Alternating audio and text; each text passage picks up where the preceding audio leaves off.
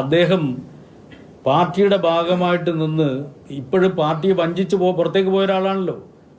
പാർട്ടിയെ വഞ്ചിച്ച ഒരാളാണല്ലോ. വഞ്ചിച്ച ഒരാൾ പഴയതല്ലേ? പഴയ ഒരാളെ കുറിച്ചല്ല ഞാൻ പറയുന്നത്, ഇപ്പോഴുള്ള ആളെ കുറിച്ചാണ് ഞാൻ പറയുന്നത്.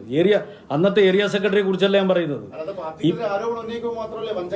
അല്ലല്ലോ, പാർട്ടിക്കെതിരായിട്ട് അദ്ദേഹം ഉന്നയിച്ച ആരോപണം, പാർട്ടിയുടെ ബന്ധപ്പെട്ട കമ്മിറ്റി വിശദമായ പരിശോധന, അദ്ദേഹം ഉന്നയിച്ച ആരോപണത്തിന് അത്രയും ഡ്യൂ റെസ്പെക്ട് കൊടുത്തുകൊണ്ടല്ലേ. മണിക്കൂറായിട്ട് അന്ന് വാർത്താ സമ്മേളനം നടത്തിയിട്ട് ഈ പ്രധാനപ്പെട്ട അദ്ദേഹം ഉന്നയിച്ച സാമ്പത്തിക ആരോപണങ്ങളിൽ ഏതെങ്കിലും ഒന്നിൽ ഒരു വ്യക്തത താങ്കൾക്കുണ്ടോ? അതായത് താങ്കൾ പറയുന്നത് ഏഷ്യാനെറ്റിനോട് പറയേണ്ട കാര്യമില്ല, മാധ്യമങ്ങളോട് പറയേണ്ട കാര്യം, ഏഷ്യാനെറ്റിനൊഴികെ മറ്റെല്ലാവർക്കും വ്യക്തതയുണ്ടെന്ന് ഞാൻ വിശ്വസിക്കുന്നു.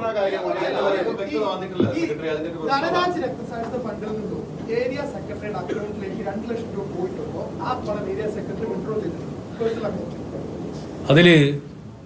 അതായത് ബിൽഡിംഗ് ഇപ്പോൾ ചില ധനരാജ് ഫണ്ടുമായി ബന്ധപ്പെട്ടുകൊണ്ട് എന്തൊക്കെ ആവശ്യത്തിന് വേണ്ടിയാണ് വിനിയോഗിക്കുന്നത് ഞാൻ പറഞ്ഞല്ലോ. പാർട്ടി അക്കൗണ്ടിലാണ് കേസ് നടത്തുന്നതുമായി ബന്ധപ്പെട്ടുകൊണ്ടുള്ള തുക കിടക്കുന്നത്. അപ്പോൾ ആ തുക ഇപ്പോൾ ചില സന്ദർഭങ്ങളിൽ വ്യത്യസ്ത ആവശ്യങ്ങൾക്ക് വേണ്ടി വിനിയോഗിച്ചിട്ടുണ്ടാവും. അങ്ങനെ വിനിയോഗിക്കുന്ന തുക അങ്ങനെ വിനിയോഗിക്കാൻ പാടില്ല എന്നുള്ളതാണ് പാർട്ടിയുടെ പൊതു നിലപാട്. പക്ഷെ അങ്ങനെ വരുന്ന തുക, ആ ഫണ്ട് ഏതെങ്കിലും വിധത്തിൽ വ്യക്തിപരമായിട്ട് ആരെങ്കിലും ധനാപഹരണം നടത്തിയിട്ടുണ്ടോ? അതാണ് പാർട്ടി പരിശോധിച്ചത്. അങ്ങനെ ഇല്ല. പക്ഷേ പാർട്ടി തന്നെ കണ്ടു ഇത്തരത്തിൽ ഒരു പ്രത്യേക ആവശ്യത്തിനുള്ള തുക ആ ആവശ്യത്തിന് വേണ്ടി വിനിയോഗിക്കാം. ആ തുക ആ ആവശ്യത്തിന് വേണ്ടി തന്നെയാണ്. പക്ഷെ താൽക്കാലികമായി ചില അഡ്ജസ്റ്റ്മെൻ്റ് ഒക്കെ നടത്തിയിട്ടുണ്ടാവും. ആ നടത്തിയത് തെറ്റാണെന്ന് കണ്ടിട്ട് അത് തെറ്റാണെന്ന് അവിടെ പറയുകയും ആവശ്യമായ തിരുത്തലുകൾ വരുത്തുകയും ചെയ്തിട്ടുണ്ട്. അതുകൊണ്ടാണ് ഞാൻ പറഞ്ഞത് ചില നടപടികളൊക്കെ എടുത്തിട്ടുണ്ട്. ആ നടപടികൾ വെറുതെ എടുത്തല്ല, നടപടികൾ എടുത്തിട്ടുണ്ട്. പക്ഷേ പാർട്ടിയുടെ 1 രൂപ, അത് ധനരാജ് രക്തസാക്ഷി ഫണ്ടിൽ നിന്നായാലും ശരി, ബിൽഡിംഗ് ഫണ്ടിൽ നിന്നായാലും ശരി, 1 രൂപ പോലും പാർട്ടിക്ക് നഷ്ടപ്പെട്ടിട്ടില്ല. ഒരാളും തെറ്റായ രീതിയിൽ ധനാപഹരണം നടത്തിയിട്ടില്ല.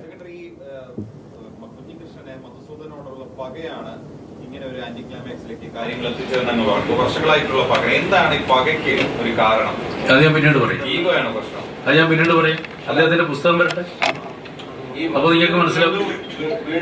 അദ്ദേഹത്തിന്റെ പുസ്തകം വരട്ടെ, അപ്പൊ നിങ്ങൾക്ക് മനസ്സിലാവും. വീണ്ടും സ്ഥാനാർത്ഥിയാകും എന്ന ഘട്ടത്തിലാണോ ഉണ്ണികൃഷ്ണൻ ഇത്തരം ആക്ഷേപം ഉന്നയിക്കാൻ? അല്ല, എന്തായാലും ഇപ്പൊ ടൈമിങ് തെരഞ്ഞെടുക്കപ്പെട്ട, അല്ലെങ്കിൽ ഇതൊക്കെ നേരത്തെ അദ്ദേഹത്തിന് പറയാലോ. അദ്ദേഹം പാർട്ടിയിൽ നിന്ന് പുറത്തു പോയിട്ട് ഒന്നും ചെയ്യാതെ കുറെ കാലം ഇരുന്നിട്ടില്ലേ? അദ്ദേഹത്തെ ശാസന നേരിട്ട് 6 മാസമായി എന്ന് പറയുന്നു. അതിനുശേഷം പുസ്തകം എഴുതാൻ തുടങ്ങി. ഇപ്പൊ അത് കഴിയാറായി. 2 ദിവസം കഴിയുമ്പോൾ പുസ്തകം പ്രകാശനം ചെയ്യും. അപ്പൊ അതിന് ഇടയിൽ സമയമുണ്ട്. പുസ്തകം പെട്ടെന്ന് അല്ല, അങ്ങനെയാണ് പാർട്ടി പ്രവർത്തനത്തിൽ വരാതിരിക്കാലോ. പാർട്ടി പ്രവർത്തനത്തിൽ പങ്കെടുക്കുന്നുണ്ടല്ലോ. എന്താ ഇപ്പോൾ ഒരു പ്രകോപനം? ഏരിയ കമ്മിറ്റി മിനിറ്റ്സിലെ പാർട്ടി അന്വേഷിച്ചില്ലേ? സഖാവ് കോടിയേരി ബാലകൃഷ്ണന്റെ കമന്റ് പോലും സെക്രട്ടറി ഇവിടെ വായിച്ചു. പിന്നെ കണക്ക് പറയാൻ പ്രയാസം. അല്ല, അതിൽ പാർട്ടിക്ക് ഒരു രീതി ഉണ്ടല്ലോ. അല്ല, ഇത് മിനിറ്റ്സിലെ കാര്യമല്ല, ഇത് പാർട്ടി താഴോട്ടേക്ക് റിപ്പോർട്ട് ചെയ്ത കാര്യമാണ്. ഇല്ലില്ല, അതായത് ഇത് ഞാനീ പറഞ്ഞ കാര്യങ്ങള് ഈ കഴിഞ്ഞ 2024 അന്വേഷണ കമ്മീഷൻ റിപ്പോർട്ടിന്റെ ഭാഗമായിട്ട് അദ്ദേഹം ഉന്നയിച്ച ഒരു വിഷയത്തെ സംബന്ധിച്ച് പാർട്ടി താഴോട്ടേക്ക് റിപ്പോർട്ട് ചെയ്ത കാര്യമാണ്. ഇത് പുതിയ കാര്യമല്ല.